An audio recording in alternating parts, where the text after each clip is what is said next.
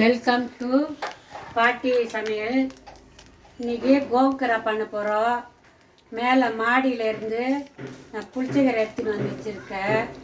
அது கோங்கரை சட்னி பண்ணணும். வாங்க அடுப்பத்து வச்சுக்கலாம். பாட்டி எப்படி பண்ணுறேன்ட்டு பார்த்துக்குங்க. தனியா ஒரு 50 கிராம் தனியா வறுத்துக்கலாம்.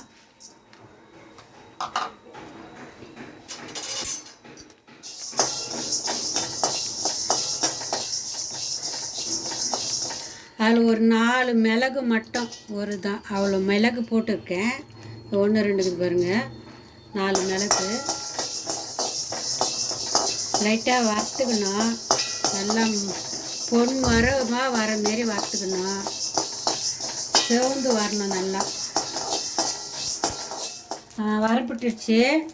எடுத்து கொட்டிக்கலாம். இந்தமாரி வரப்படணும்.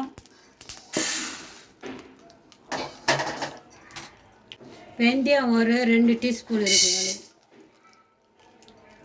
வரப்பட்டுச்சு. இதுமாரி சிவந்து வரணும் வெந்தயமும்.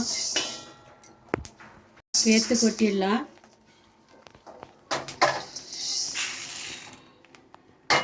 ஒரு 50 கிராம்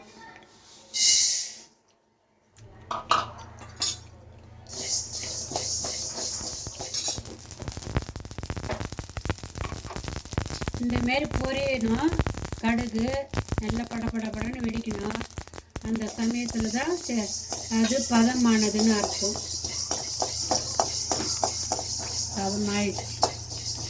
பதமாயிடுச்சு.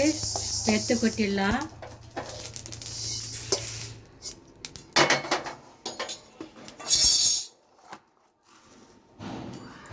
ஒரு டீஸ்பூன் அளவு ஜீரகம் போட்டுக்கலாம். இனிமேட்டா பொரியணும். படப்படன்னு பொரிஞ்சதுனாக்கா அது ரெடி ஆயிடுச்சு. இதை எடுத்து கொட்டிடலாம்.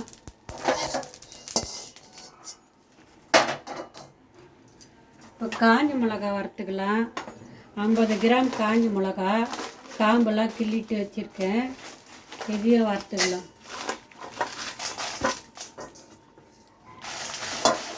பாருங்கள், வரப்பட்டுச்சு. இனிமேல் ரொம்ப தீ அடிக்கக்கூடாது. சும்மா அப்படியே வறுத்து எடுக்கணும்.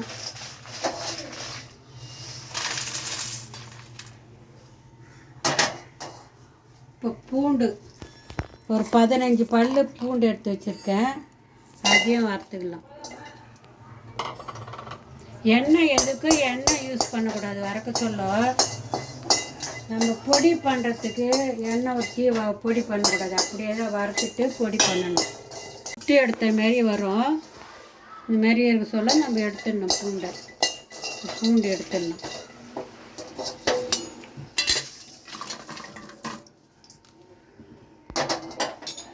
கொஞ்ச நேரம் ஆறட்டும். ஜாடியில் போட்டு அரைச்சிக்கணும். மிக்சி ஜாடியில் போட்டு அரைக்கணும் இல்லையா, பொடி பண்ணி எடுத்துக்கணும். முதல்ல காஞ்ச மிளகாயை பூண்டை போட்டுக்கலாம்.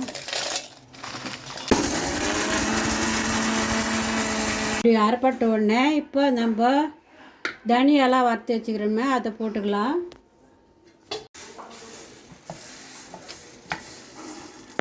அடுக்கு ஜீரகெல்லாம் வறுத்து வச்சோம், அதை கொட்டிட்டோம்.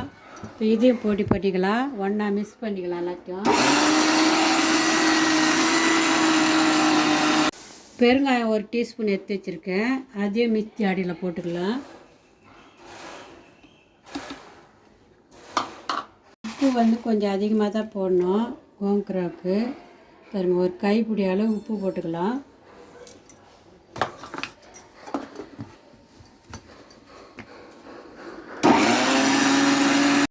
நான் கருவேப்பிலை காய வச்சு வச்சுருக்கேன். அதில் ஒரு கைப்பிடி அளவு போட்டுக்கலாம். சாச்சு பாருங்க, சூப்பராக இதுமாரி தான். ரொம்ப நைஸாக அரைக்கக்கூடாது. இப்படி கொஞ்சம் தெரியாக இருக்கும் போது தான் இருக்கணும்ப்பா. எப்படி மணமாக வாசனையாக இருக்குது. இப்பயே சாப்பிடணும் போல் இருக்குது. தோட்டத்துலேருந்து எடுத்துன்னு வந்தோமே அந்த புளிச்சக்கீரையை நம்ம அரைச்சி காய போட்டு வச்சுருக்கேன். தண்ணி இல்லாத காயணும். ஃபேன் காற்றுல போட்டிருக்கேன். அது போய் எடுத்துக்கலாம். காய போட்டுடணும். தண்ணியே இருக்கக்கூடாது. எப்படி காஞ்சி போய்க்குது பாருங்க. தண்ணி இல்லாத அப்படியே வாடனாப்பில் இருக்கணும். நான் அலசி காய போட்டேன். இப்போ இதை அள்ளிக்கலாம். 100 கிராம் நல்லெண்ணெய் தீ வதக்கிக்கலாம்.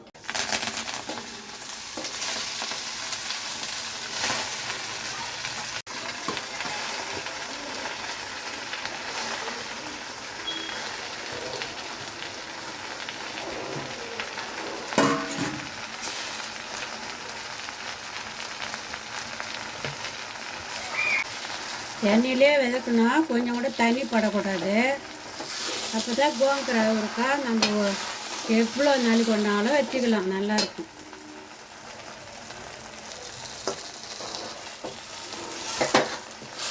சரியா நல்லா ரொம்ப செஞ்சு வச்சுனாக்கா எப்போனாலும் தொட்டுக்கலாம். நான் கொஞ்சம் தான் இருந்தது, மாடியில் எடுத்துன்னு வந்தேன், அதுதான் இன்றைக்கி செய்கிறேன்.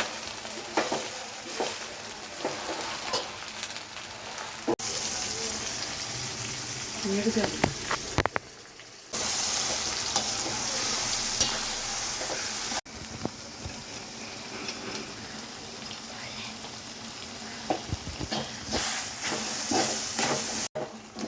இப்படி தான் வரணும். நம்ம மிக்சியில் போட்டு அரைக்கக்கூடாது. கோங்கிராவை விதக்க இப்படி ஆகிடும்.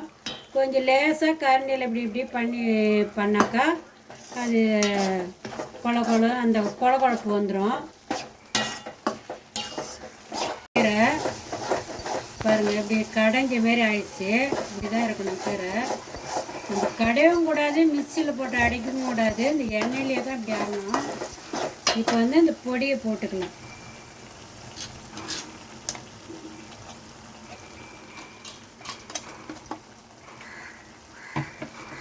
இப்போ நல்லா மிக்ஸ் பண்ணிக்கலாம். எண்ணெய் கொஞ்சம் பத்தலை, நம்ம அப்புறம் கூட சூடு பண்ணி ஊற்றிக்கலாம். எண்ணெய் இப்படியே தான் போடணும். இல்லை எண்ணெய் ஊற்றினா எவ்வளோ நாள் ஒன்றாலும் நல்லாயிருக்கும். எண்ணெயிலே வதக்குனா பாருங்கள் எப்படி சூப்பராக இருக்கும். நம்ம அப்புறமா கொஞ்சம் சூடு பண்ணி எண்ணெய் ஊற்றிக்கலாம். அப்படியே பச்சையாக ஊற்றக்கூடாது. நம்மளுக்கு எண்ணெய் பத்தலைன்னா நம்ம சூடு பண்ணி ஊற்றணும். சூடு பண்ணி ஆற வச்சு ஊற்றினாக்கா சரியாயிடும். கோங்கிரா ஊறுக்கா ரெடி. பாருங்க எப்படி ஆயிடுச்சு. நம்ம சாப்பிட்டு பார்க்கலாம்.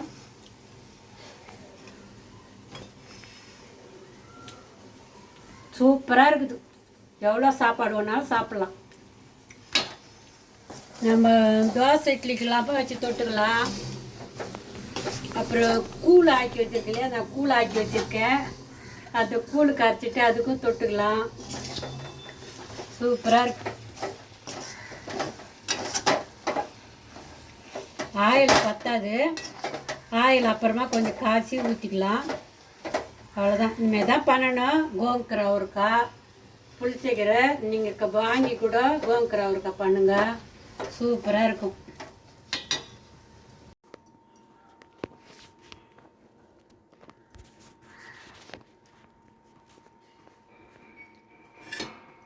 நம்ம கிண்ணத்தில் எடுத்து வச்சிடலாம்.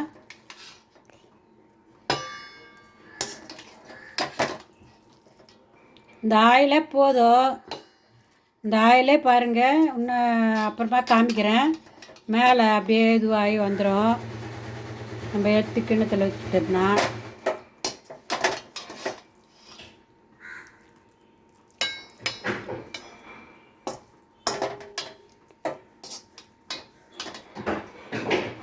நம்ம யாரா தூக்கெல்லாம் எப்படி பண்ணுறோம், அந்த ஆயில் வருது இல்லையா மேலே, அது போல் வந்துடும்.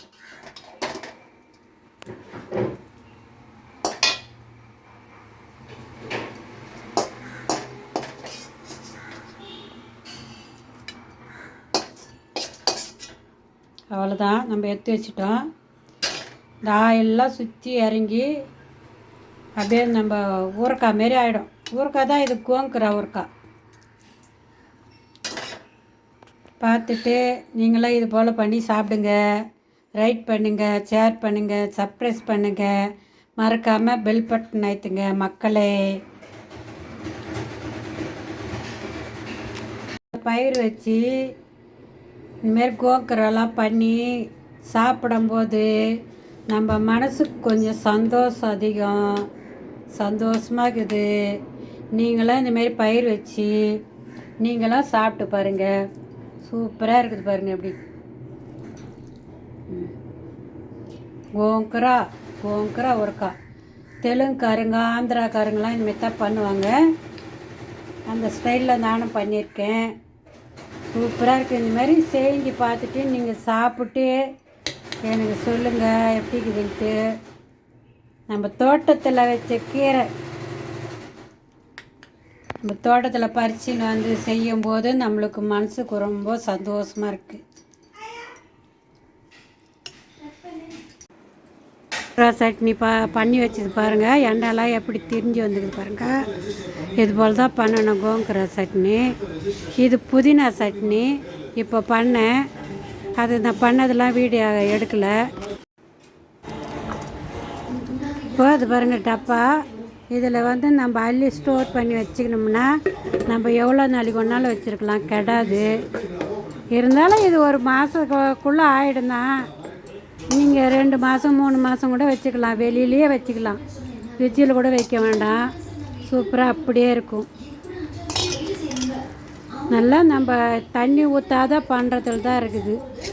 தண்ணி ஊற்றாத பண்ணோம்னா நம்ம எவ்வளோ நாளைக்கு ஒன்றாலும் வெளியில் வச்சுக்கலாம். சாப்பாட்டில் போட்டு செஞ்சு சாப்பிட்லாம், கூழ் ஆக்கிட்டு சாப்பிட்லாம். தேங்க்யூ. இந்தமாரி நீங்களாம் பண்ணுங்கள். எனக்கு பார்த்துட்டு நீங்களும் செஞ்சு சாப்பிட்டு பார்த்துட்டு எனக்கு எப்படி இருக்குதுன்னு கமெண்ட்ஸ் பண்ணுங்கள். அப்புறம் எனக்கு ஷேர் பண்ணுங்கள், ரைட் பண்ணுங்கள், சப்ஸ்கிரைப் பண்ணுங்கள். மறக்காமல் பெல் பட்டன் ஏற்றுங்க. Good night.